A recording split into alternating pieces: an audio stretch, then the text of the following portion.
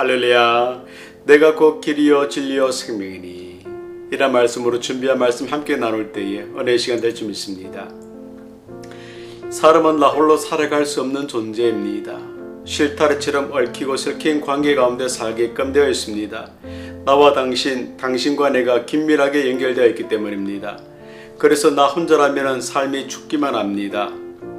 눈발이 날리고 서리가 내리는 긴 겨울이라면 더 춥고 더 외롭기만 합니다. 두터운 외투를 걸쳐도 또 히트를 높이 틀어도 또 전기장판을 깔아도 혼자라는 추위, 혼자라는 외로움의 추위는 도무지 가시질 않습니다.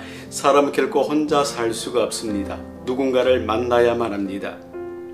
인생은 만남이요, 인생은 만남으로 시작하고 만남으로 인생의 꽃을 피울 수가 있습니다. 지난 인생 여정을 돌아보면 참으로 많은 만남이 있었습니다. 어쩌다 우연히 만나 우연으로 끝나버린 마주침이 있었습니다. 우연으로 만났지만 그 만남이 필연으로 이어져 지금도 만남을 이어가는 만남도 있습니다. 물론 수많은 만남 가운데 최고의 만남이 있다면 우리 예수님과의 만남일 것입니다. 예수님과의 만남은 우연으로 끝나버린 마주침이 결코 아니었습니다. 예수님과의 만남은 우연으로 시작한 그런 만남도 결코 아니었습니다. 예수님과의 만남은 이미 창세전에 예정된 그런 만남이었습니다. 에베소서 1장 4절 말씀입니다. 곧 창세전에 그리스도 안에서 우리를 택하사 우리로 사랑 안에서 그 앞에 거룩하고 흠이 없게 하시려고. 우리는 예수님의 구속 사건을 믿습니다. 예수님께서 구속 사역을 완성하시기 위해서 다시 재림하실 분이심을 우리가 분명히 믿습니다. 그렇다면 구원의 유일한 통로가 되신 그 예수님을 일상의 삶 가운데 얼마만큼 체험하며 사십니까? 그 예수님과의 소통을 위해 얼마만큼 관심을 두고 얼마만큼 성공하며 오늘을 살고 계십니까? 그 예수님의 말씀을 얼마만큼 묵상하며 그 말씀을 붙잡고 구별된 삶을 살고자 애쓰며 오늘을 살고 계십니까? 삶의 현장에서 나를 붙드시고 또 내 발걸음을 인도하시고 나를 보듬어 주시는 그 주님의 손길을 얼마만큼 체험하시며 오늘을 살고 계십니까? 예수님께서 구원의 통로가 되심을 믿으면서도 혹시 이런 주님을 낯설게만 느끼며 오늘을 살고 있지는 않습니까? 내가 일상에서 경험하는 주님이 아닌 남의 간증을 듣는 간접적인 방식으로 주님을 만나지는 않습니까?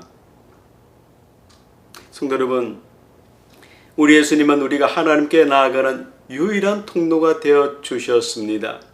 십자가를 지심으로 구원의 통로가 되어 주셨기 때문입니다.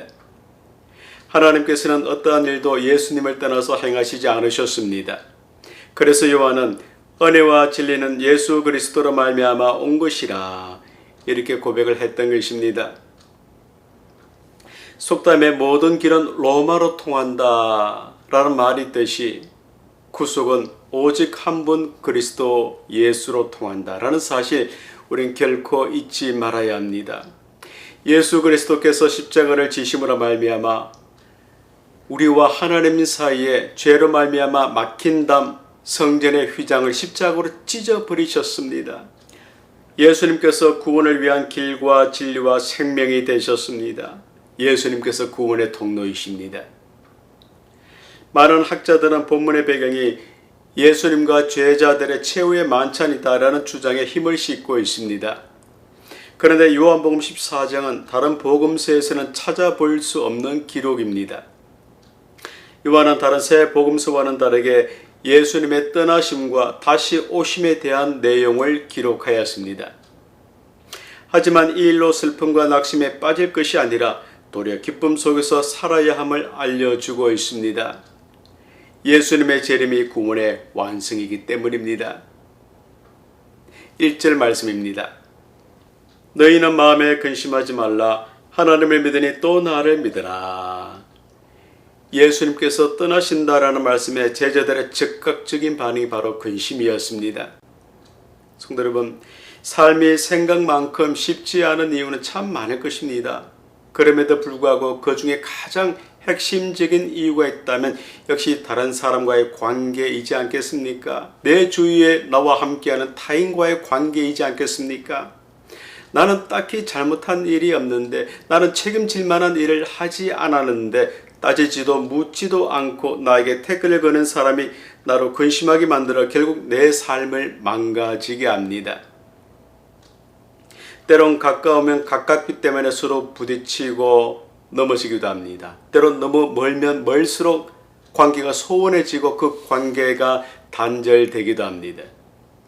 나를 망가지게 하는 대부분의 근심이 타인과의 관계에 있다라는 사실입니다. 그런데 3년간 동고동락했던 자신들의 분신과도 같으신 예수님께서 이제 그들을 떠나신다라는 말씀이 그들로 하여금 근심하게 만들었던 것입니다. 예수님을 향한 제자들의 믿음이 여전히 미숙한 유아기의 상태에 머물러 있었기 때문이었습니다. 타인과의 문제이든 일터에서의 문제이든 아니면 직면한 상황의 문제이든 자신이 처한 여러 형편에 대해 근심하고 걱정하는 것은 불신앙일 것입니다. 우리 하나님을 의붓 아버지로 여기는 것과 같다 할 수가 있습니다. 어머니가 젖먹이를 잊을지언정 우리 주님께서 결코 우리를 잊지 않으십니다. 아기를 위해 엄마가 많은 것을 희생하듯이 우리를 위한 주님의 놀라운 섭리가 이루어지고 있습니다. 2절로 3절입니다. 내가 너희를 위하여 거처를 예비하러 가노니 가서 너희를 위하여 거처를 예비하면 내가 다시 와서 너희를 내게로 영접하여 나 있는 곳에 너희도 있게 하리라. 우리 예수님께서 십자가를 지시고 아버지께로 가시는 것이 제자들의 구원을 위한 일이었던 것입니다. 주님의 역사하심에 대해 믿음을 가지십시오. 인생살이가 마음대로 안 되고 계획대로 안 될 때에 주님의 역사하심에 대해 믿음을 가지십시오. 그럼에도 불구하고 언제나 내 생각, 내 주장, 내 힘, 내 능력으로 문제를 해결하고자 하고 또 상황을 해석하고자 합니다. 그래서 고별 설교를 하셨던 그 예수님의 상처난 마음을 더 아프게 해드릴 때가 또 얼마나 많이 있습니까? 주님 앞에 근심으로 얼룩진 부끄러운 제자들의 모습으로 사는 그런 모습이지 않겠습니까? 하지만 근심하는 제자들에게 우리 예수님은 분명히 말씀해 주셨습니다. 6절입니다. 예수께서 이르시되 내가 곧 길이요 진리요 생명이니 나로 말미암지 않고는 아버지께로 올 자가 없느니라. 여기 길, 진리, 생명이란 말의 헬라 원문에는 모두 다 그라는 관사가 다 붙어 있습니다. 그 길, 그 진리, 그 생명을 의미하고 있습니다. 즉 그 길은 유일한 길이요 그 진리는 유일한 진리이며 그 생명도 유일한 생명의 근원임을 예수님께서 근심하는 제자들에게 말씀해 주셨습니다. 요한은 예수님께서 떠나신다라는 말씀에 제자들이 근심하였다라고 표현을 했습니다. 하지만 사실 저들의 마음은 근심을 넘어 공허함의 상태에 빠졌을 것입니다. 요즘 흔히 하는 말로 멘붕의 상태에 빠졌을 것입니다. 광야에 덩그러니 내던져진 상황으로 느꼈기 때문입니다. 광야 같은 인생살이의 길잡이가 사라진 상황으로 느꼈기 때문입니다. 예수님께서 자신들의 미래를 보장하실 분으로 제자들이 알고 있었는데 이제 예수님께서 떠나신다라는 말씀을 들었을 때에 그들이 망치로 머리를 맞은 듯한 그러한 느낌이었을 것입니다. 저들처럼 우리도 종종 마음 한구석이 공허함으로 뻥 뚫린 것처럼 느낄 때가 참 많이 있습니다. 이별의 항구에서 사랑하는 사람을 떠나보냈을 때에 아무도 없는 집에 불 꺼진 방에서 혼자 라면으로 허기진 배를 채울 때에 내 주위에 수많은 사람들이 있음에도 불구하고 내가 혼자됨 외로움을 느낄 때에 늘 함께하던 주위의 사람이 어디론가 훌쩍 떠나버릴 때에 우린 가끔 공허함을 느끼기도 합니다. 그래서 예수님께서 분명히 말씀해 주셨지요. 예수께서 이르시되 내가 곧 길이요. 예수님께서는 제자들 중에 한 명이 자신의 팔 것을 말씀하셨고 결국 그 말씀대로 팔려가신 예수님은 십자가에 달려 죽으실 것임을 또한 말씀하셨던 것입니다. 제자들이 심히 근심할 수밖에 없었던 이유겠지요.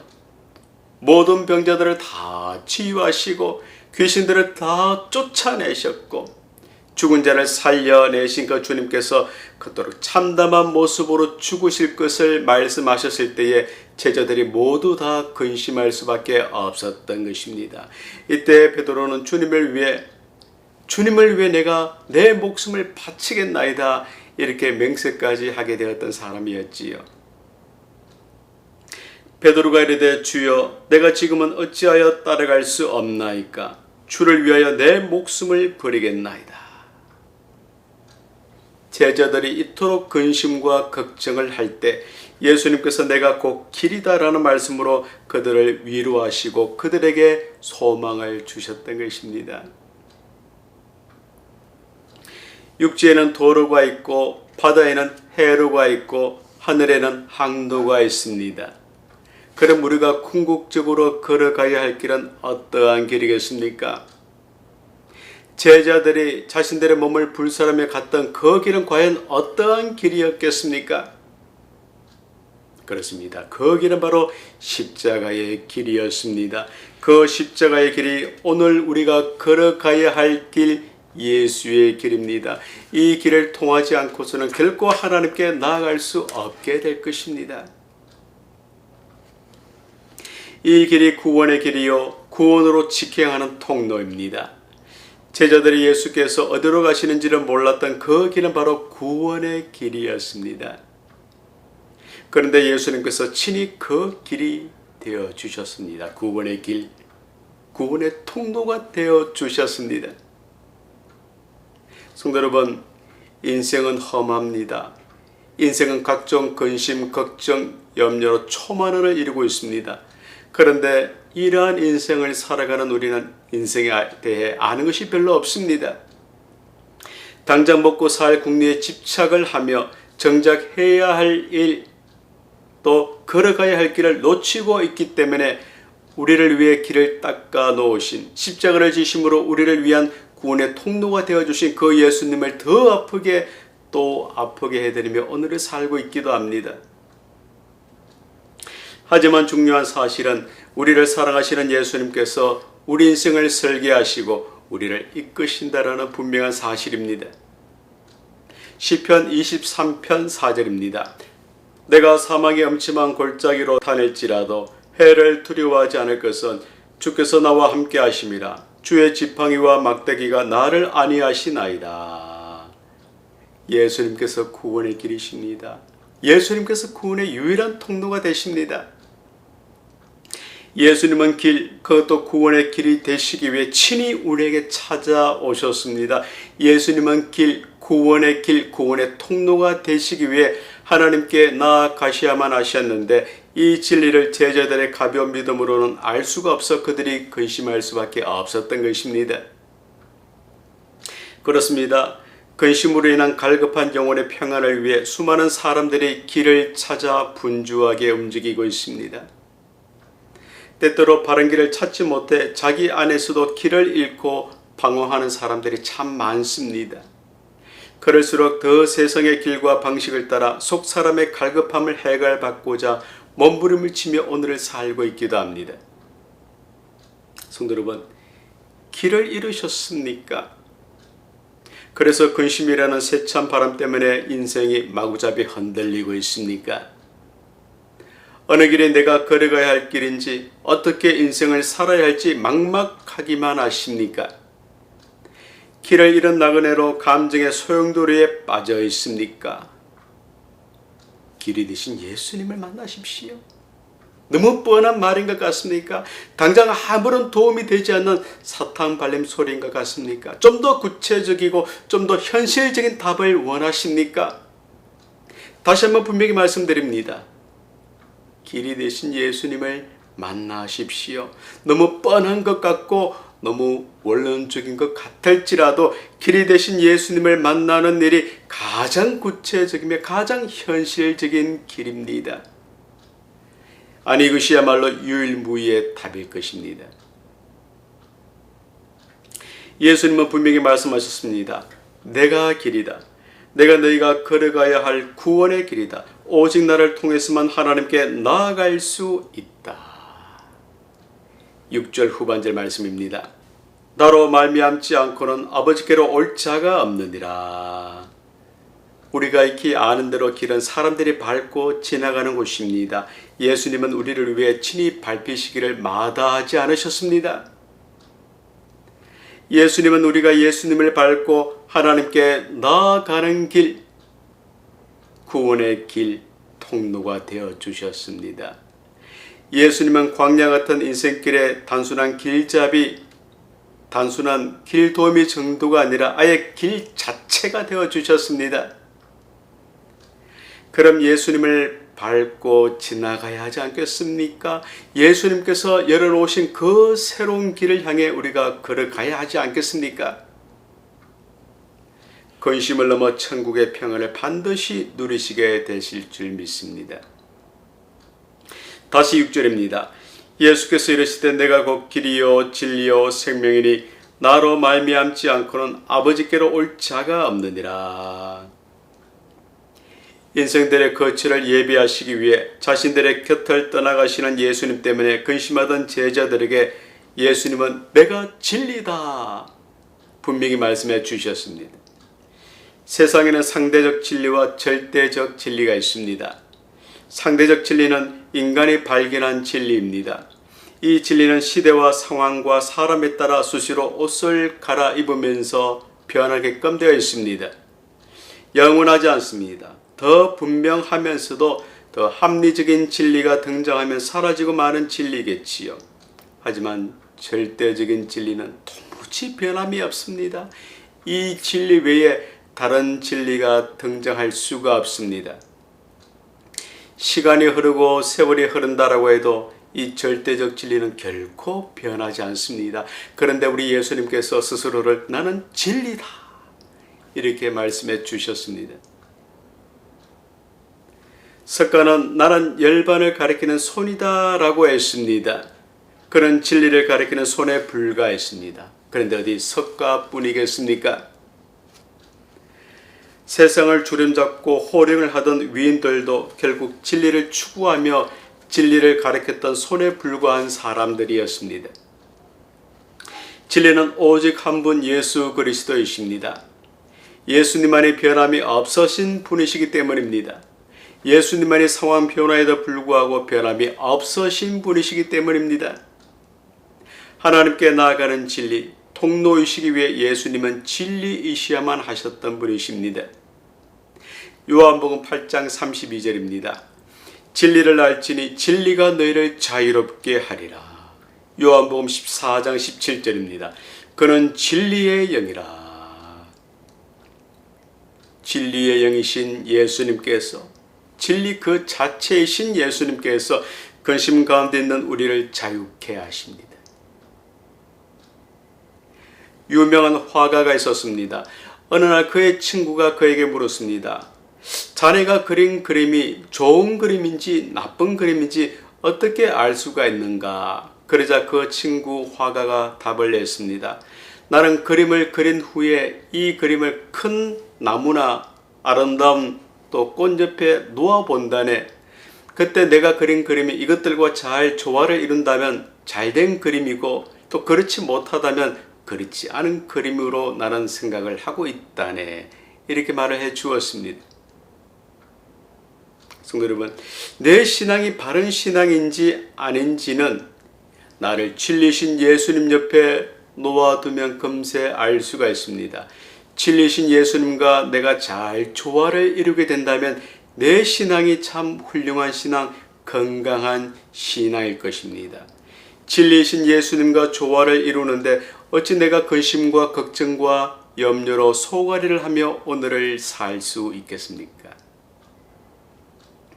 예수님과 조화를 이루는데 어찌 구원의 길에서 벗어나 근심에 휩싸인 삶을 살 수가 있겠습니까? 그런데 안타깝게도 진리신 예수님께서 교회에서 외면당하고 계십니다.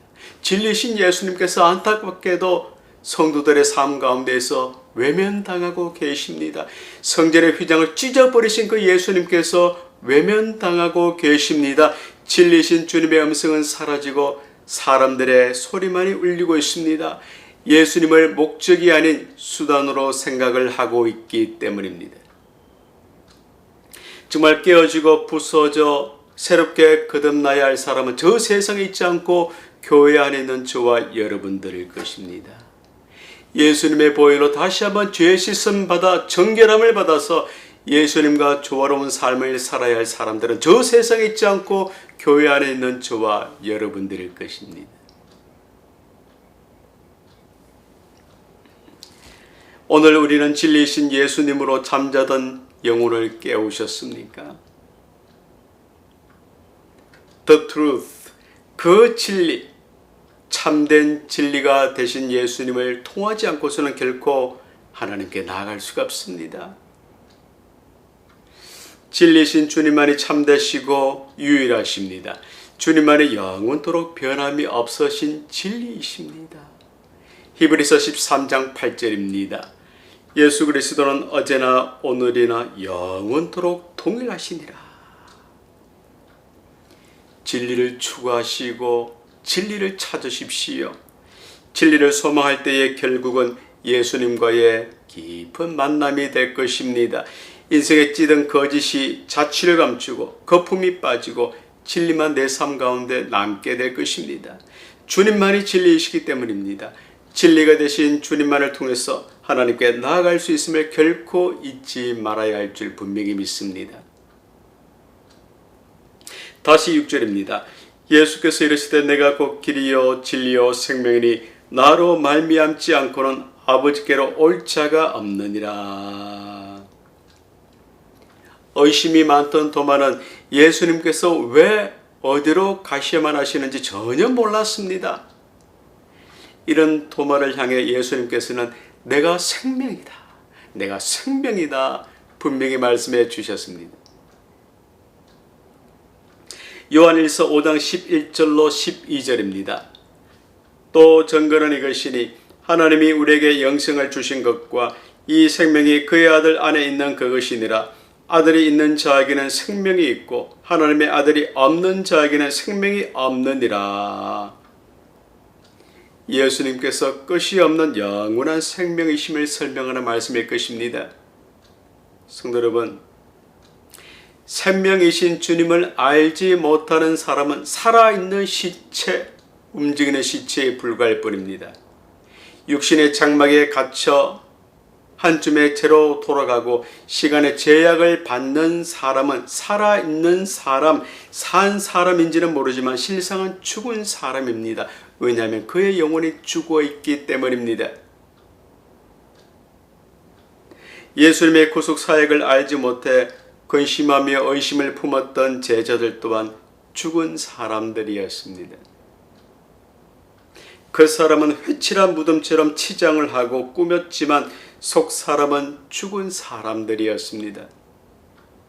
그들은 정치적 야욕에 사로잡혀 영원한 생명이신 주님을 수단으로만 생각했었기 때문이었습니다. 제자들처럼 오늘을 살아가는 현대인들 중에 살겠다는 사람들이 없습니다. 육신의 죽음은 물론 영혼의 죽음의 그림자가 온 삶을 뒤덮고 있음에도 불구하고 살겠다는 사람, 살고 싶어하는 사람이 없습니다. 반대로 모든 사람이 죽음을 쫓아 세상을 배회하며 살고 있는 것만 같습니다. 때로는 성도들 가운데도 예수님을 자신의 야욕을 채우는 단순 도구로만 생각하는 사람이 참 많은 것 같습니다. 마치 죽음을 초연한 듯한 삶을 살고 있기도 합니다.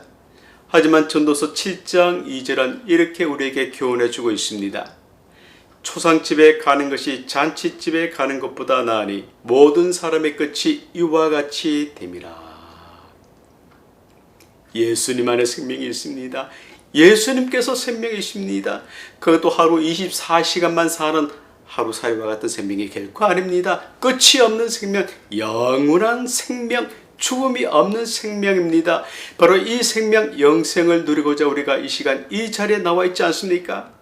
그렇습니다. 우리 예수님께서 생명이십니다. 그 안에 생명이 있습니다. 예수님께서 The Life, 참되시고 유일하신 생명이십니다. 예수님 외에는 생명이 없습니다. 생명이신 예수님을 통할 때 하나님께 나아갈 수 있습니다.